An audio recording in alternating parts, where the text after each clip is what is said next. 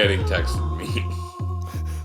Hello, welcome to today's episode of Eat This, Drink That. We're making a very special drink with our expert, Steve. We also got Ali. I'm Ryan. Let's jump right into it. Steve, what is your drink that for today? What's up, guys? So, in the theme of French-based cocktails, it's not really made in France. It's from New Orleans, but decidedly French in style because of the cognac. It's the Sazerac, which was probably developed in the 1850s, so mid-1800s. This is a pre-Civil War cocktail. So, and another big point is pre-phylloxera, which is what devastated all the vines in Europe in the 1890s, 1900s. So cognac didn't have its dip because of all the devastation. So this definitely had cognac in it. Rye was the very first grain distilled into whiskey in the United States, 1750s in Pennsylvania. Obviously, bourbon took it over fairly quickly. By like 1790s, bourbon was the most important American whiskey. But the rye and the cognac are the base of this cocktail. It was developed, like I said, somewhere in the 1850s, roughly.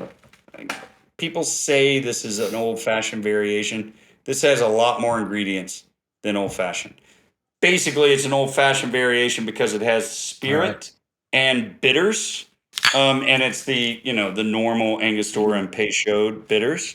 But it's a little more complicated than just an old-fashioned variation. The guy that actually created it was an apothecary. He owned an apothecary in New Orleans. Peychaud, Mr. Peychaud, created this cocktail, they think. Almost. So this is out of New Orleans? Down in New Orleans. This is a New Orleans cocktail. And from what I have read, or I think I remember, it was originally called the New Orleans cocktail. And it became the Sazerac because it's also, Sazerac is a rye made in New Orleans. Here's a funny, or not funny, but fun fact. It is the official cocktail of New Orleans now, the Sazerac. I'm not sure when they did that, maybe somewhere in the 2000s. But this is a very old cocktail. So cocktails go back to, I think it's the early 1800s, 1810, something like that. This is 1850. So this is one of the original cocktails. Wait, you're saying that's how long cocktails have been around? So prior to like 1800, people weren't having mixed drinks? Yeah, I think 1810 was the first documented cocktail, somewhere around there, early 1800s. Wow.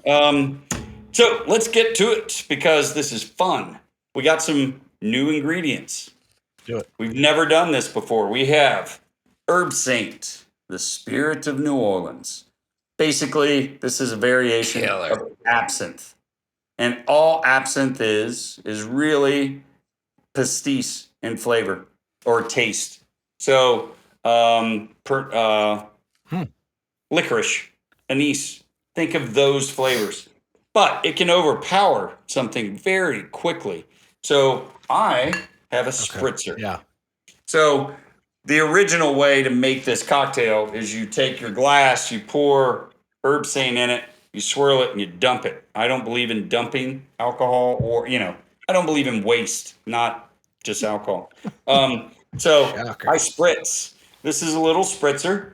I'm going to prep my glass, and we're going to talk about glasses real quick. So for the Sazerac, do you buy that? Where do you get the spritzer? This is from a bar store. This was, I think I got this little guy from Barkeep in LA. But any bar-focused store is going to have these. If you're using Isla Scotches. And that's how little you use of the Herb Saint? Just a little.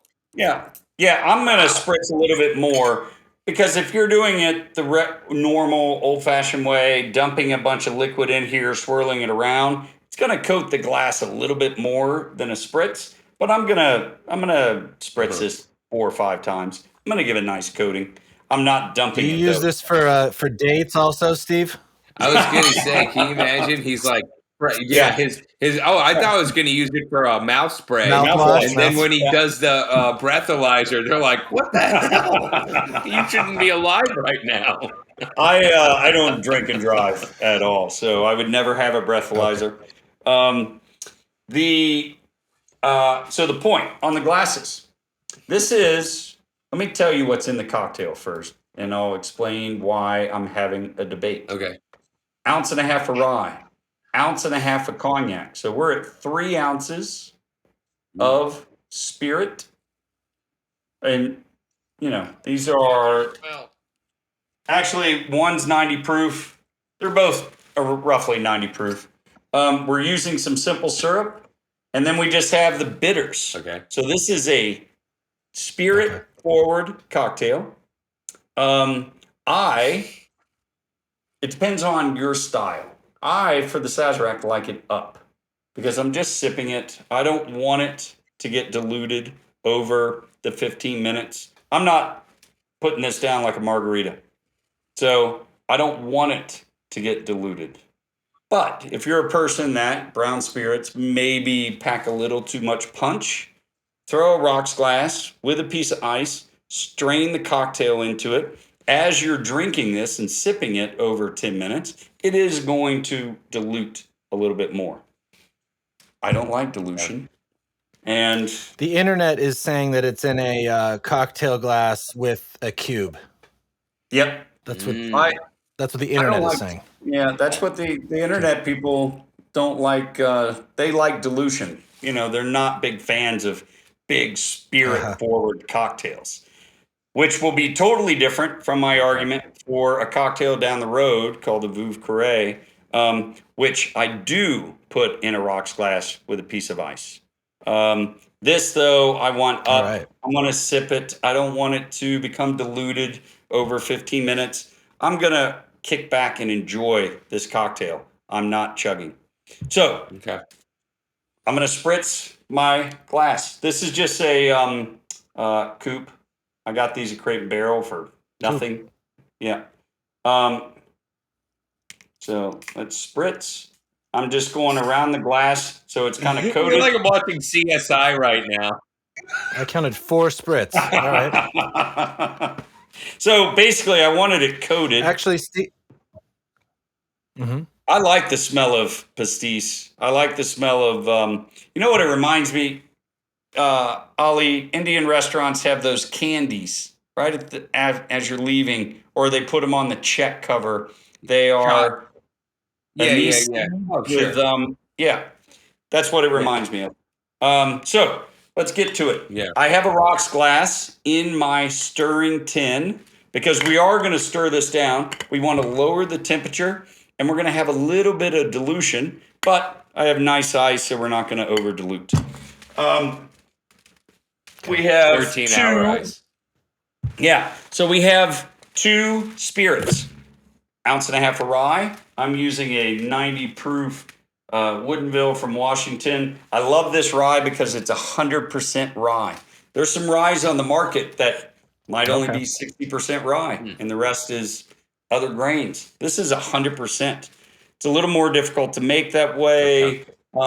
Rye is the spice-driven spirit, whereas bourbon is sweet and vanilla. And this is spice, just pure peppery spice. So I'm going to go 1.5 ounces. We got our measuring cup. Boom, boom, little jigger. This is some booze. I like it. Yeah. Sazerac. Feels like NOLA. Feels like a New Orleans thing. Yeah. And it's the official New Orleans cocktail. So we got our rye. It said now, 2008. 2008 okay. was the year that they designated that. Okay.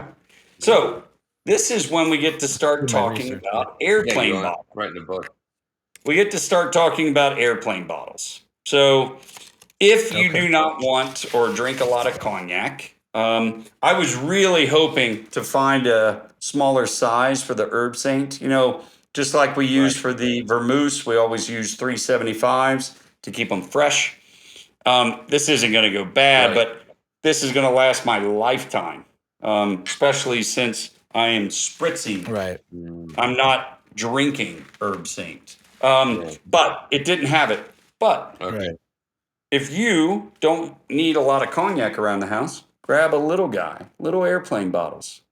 This is another way around. That is the freaking hack of the season. Genius. I'm so down for that.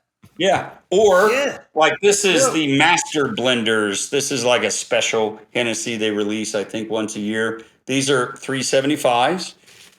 Most of the Hennessy cognacs come in 200 mLs, 375s. You don't have to buy a 750, but you can, because you're going to really fall in love with cognac. Yeah, you're going to fall in love with cognac. It's maybe not cool and hip with the youngsters, but the millennials. So now, ounce and a half. As soon as you said that, I pictured a montage of him in a cognac, just having a romantic boat ride in Venice. Giving a bottle. Yes. So ounce and a half of cognac, equal amounts.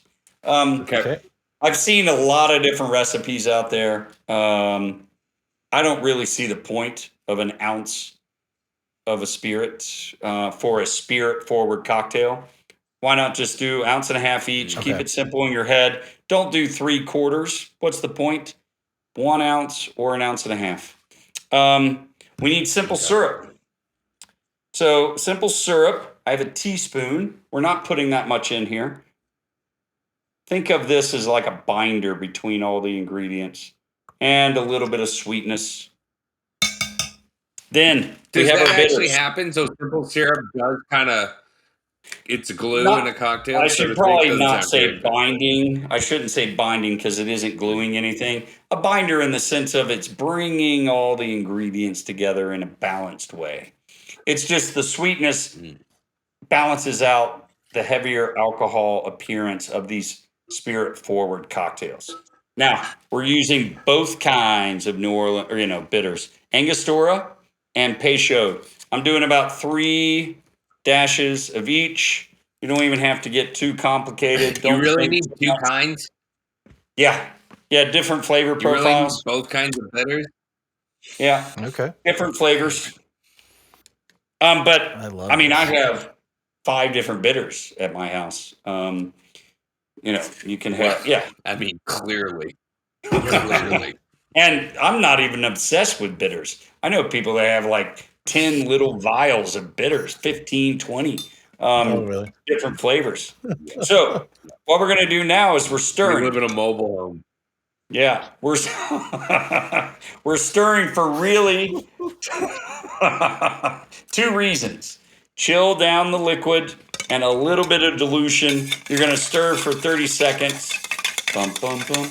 As I've said multiple times, do not like over diluted cocktails. I'm not stirring for 30 seconds. Grab your strainer. And we have our prepped glass. Spritzed and ready to go. Dang, look at that ready stuff. To go. Oof. Look at, that'll get you there, boy. That's New Orleans. Yeah. So here's the other reasons why I use an ounce and a half. I think this was a total of 4 ounces. I want it to come up about here. Play with your ingredients to match your glassware. Don't just willy-nilly and then either over pour or under pour your glass. Now, let's talk about garnish. I think there's a lot of cocktail geeks that would say the only garnish is lemon twist. I actually like oranges and cherries with these cocktails. So I have some cherries here. I'm just going to put 1 cherry. These are Traverse City, Michigan cherries. Those are like what? Well, not pickle. What do you call those cherries in a jar? Are they like in sugar or what is it? Whatever. Yeah, the maraschino cherry just is too much sugar. The old school Shirley Temple stuff. No one makes those anymore. Everything is pretty much higher quality now. Luxardo is the most Did you add the juice with that? No, you know what? With that, or was it? Did you? I strain. So I didn't have much juice. Then I like orange twists. So here's a little orange. Throw it in the glass. Look at that cocktail. I also like the way the cherry and the orange peel look in the liquid. Yeah. Yeah, that's cool. Do you eat the cherry? I do, but I let it sit there and just soak it up for the As long entire as possible. length of the cocktail. And then eat it. But I like cherries. Okay. Yeah, if you're not a cherry person, Well, So obviously don't put cherries. you don't have to be Burger King about this. Everyone eat the damn cherry Yeah. or go to hell. That's Steve Greer. Yeah, That's a just like Steve Greer quote. cilantro. Just like cilantro. Get over it. Get Put a over cherry it. in Eat the it. Get cocktail. over it. Just eat a whole bunch of Eat the cilantro and cherry. then go get hammered on this thing. Look, this is a New Orleans drink. I can't think about New Orleans and not think about food. Fried Is food. there any path to enjoying this with food simultaneously, or is it Yeah. a warm up or post No, meal you experience? can have this. There is nothing wrong sitting in New Orleans at a restaurant with duck breast or a steak or some sort of pork, roasted pork, Okay. and kicking back with a Sazerac cocktail. Why? I Okay. mean, it's gluttony. New Orleans is about gluttony. So just enjoy the cocktail with your dinner. Hearty. So think hearty with this cocktail. This is not a shy cocktail. This is not a quaffer. You're not kicking back and just putting down 4 of these quickly. You're sipping this. You're enjoying it. This Yeah. is 3 ounces of brown spirit. This is Yeah. not a shy cocktail. It's very assertive. All right. So, So heavyweight cocktail, heavyweight food.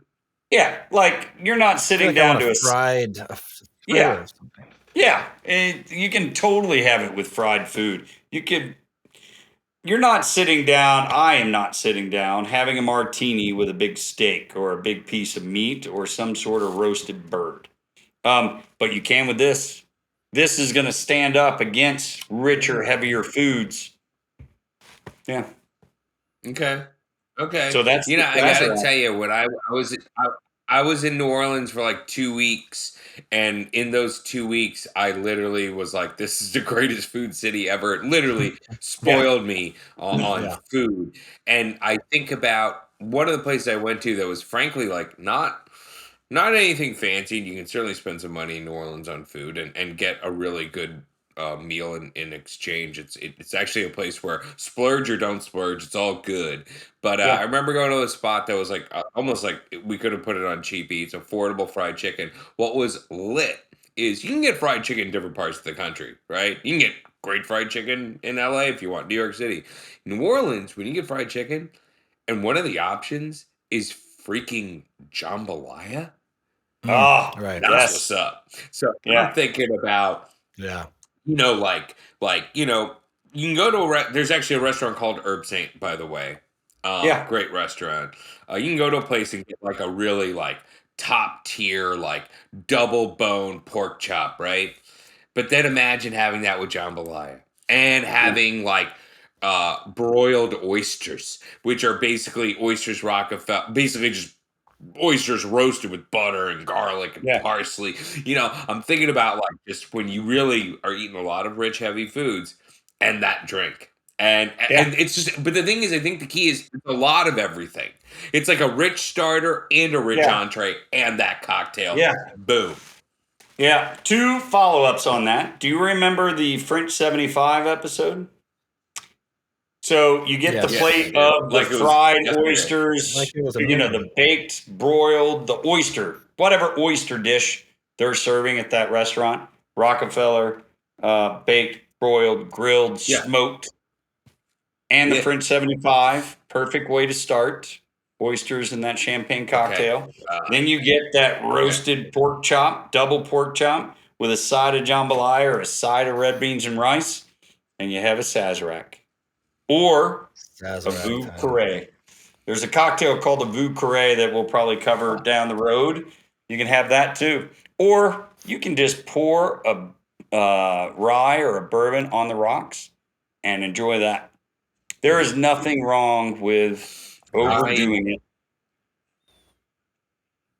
I In New cannot Orleans. wait for the companion episode where I'm going to come up with the perfect, frankly, very simple dish that is it's a side dish and sauce that will work with these drinks. I'm Yeah. fired up. And then one It's last. kind of crazy because when I think, Go ahead. We got a delay still. I know. We'll Go ahead. fix it. I'll fix Go the ahead. internet. It's I was your just going to internet, say Steve. this.